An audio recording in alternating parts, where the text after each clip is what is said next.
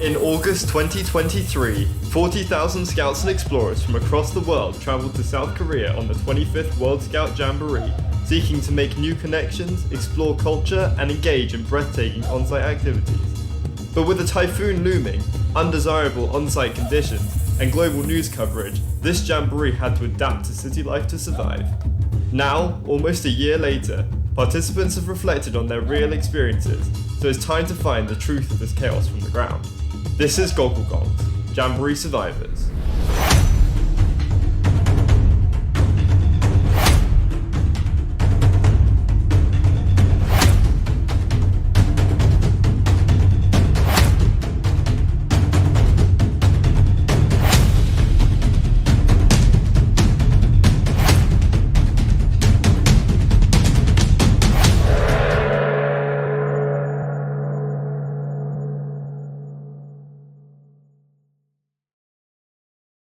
Over the last 5 episodes, we've heard from 5 houses of Jamboree participants. Since recording these, they met up for a watch party and time to reminisce. Since the Jamboree, they've been able to keep meeting up and head their separate ways. In this episode, they'll discuss some of their overall thoughts on the experience one by one. Why do I think it's integral to scouting, an important part of scouting in general? I think the Jamboree is a really, really good way of bringing loads of different people who do scouting all over the world and will have slightly different ways of doing things, and you bring them all into one place and you can kind of like pick things up off of other groups, so you can see that, oh right, the Slovenians, they do this, that's a really good idea, we might want to implement it in the UK, things like that. And for me, because I'm 18 now, Jamboree was kind of the culmination of everything I've been doing for like the last 10 years, because now I'm too old to do it, unfortunately. I feel like Jamboree just represents what it means to be a scout. It's all about unity and coming together, being a diverse community and learning about different countries, and it's just a massive, massive camp just to celebrate scouts. It's just great for the community, especially with like the amount of different countries which go there. And it's just such great fun and an opportunity for everyone, and I think it really improves like your social skills more than your actual scouting ones. It's quite a hard thing to kind of say, isn't it? Because obviously we don't know everything that was going on because we were on site, so we can't know all the facts and figures.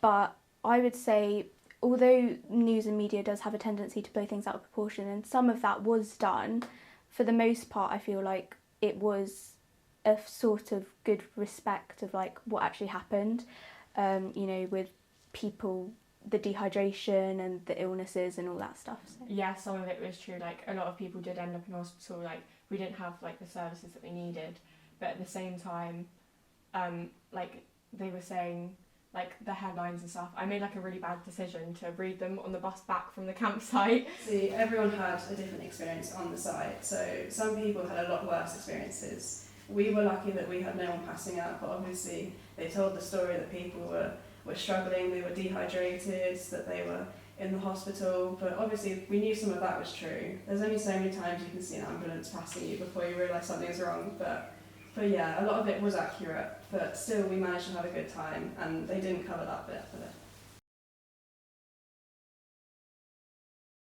Probably how to get on with you lot.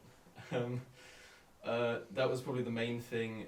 The training events really helped me just learn how to get on with all of you and not get on anyone's bad side and have people stay off my bad side, because, when you're spending 2 weeks with, this group of people that you've, for some people from other units, hadn't like met the people they were going to Jamboree with before, I wouldn't have been able to stand that. If I don't know the people that I'm going to have go and spend 2 weeks in a different country with, it's just not going to work. A lot of resilience and like organisation, trying not to lose everything that I had, and I guess teamwork as well, looking after each other in quite sort of a reasonably big group. Fantastic experience. All the good in the Jamboree outweighed the bad tenfold. So I would absolutely just recommend it to everyone who has the opportunity. Well, it's been an incredible journey, and it wasn't just like pop off to Korea and come back again. Like it was a 1.5, 2 year process from selection all the way to Jamboree. And through that, I've gained so much. I've gained so many skills, so many new friendships and experiences. In my opinion, the whole point is meeting all of the new people from all different parts of the world, which we did get to do, and we got to do that, and we did get to do activities that not necessarily on the campsite, but we did do activities, and we did spend 3 weeks in a foreign country as part of the scouting movement. So I think it might not have been what was originally planned, but that didn't stop it being an incredible jamboree. Not all of them are going to be like this. This is the only time this has ever happened, and even still, I found it amazing, had a lot of fun, and I'd recommend it to anyone because they're only going to be better than this one. I keep in touch with everybody that I met. Like, I'm constantly on the phone to people, and my parents are always just like, Jess, who are you talking to now? I was like, oh, it's just my mate from Australia. Like, but honestly, like, I just made the best friends. I've got the best memories. Like, I keep on like looking back through my like pictures and stuff. It was just such like a special time.